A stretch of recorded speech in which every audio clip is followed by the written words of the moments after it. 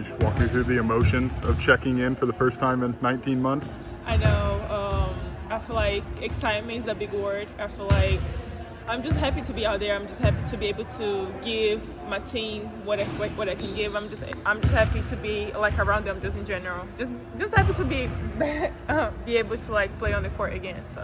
How'd you get through that? I mean, it was kind of a lot. That seems like it happened in the last 19 months. It was definitely a lot, but I definitely got through that a lot, especially my teammates. I feel like they were by my side the whole time. My coaches, especially Coach Green and all the staff, they didn't leave my side once. They were with me through the good and bad times, the happy and sad moments, and I really appreciate them for that.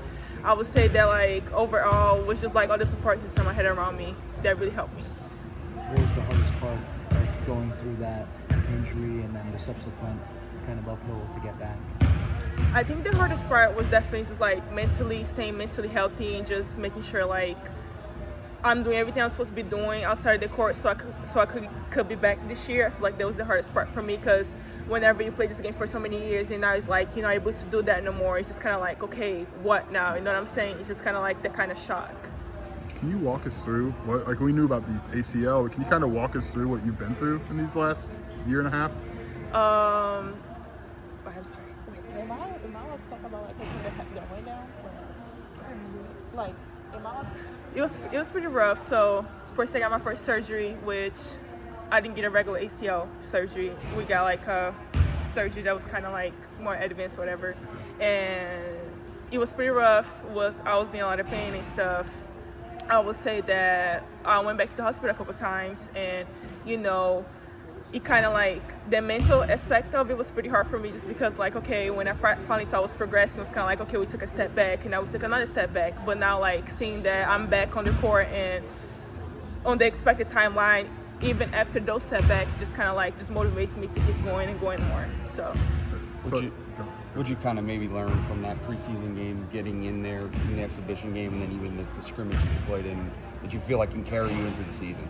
And I feel like I learned a lot. I feel like it was kind of more like getting the nervous out. I feel like I haven't been in the court for almost like about a year and a half, and I feel like just stepping on the court and seeing everybody cheer for me and just see everybody so happy for me to be out there was kind of like a great experience.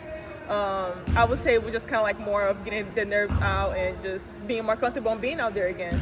So you had a big smile after your block the other night. Yeah. What was that like, kind of a feeling of being back, or what was the moment there for you? I feel like I just had so much rush. I was just happy. I can't even explain it. I was just happy. I was happy that I was able to be out there again and just do what I know to do. Like happiness, I think that's the word that can describe me right now.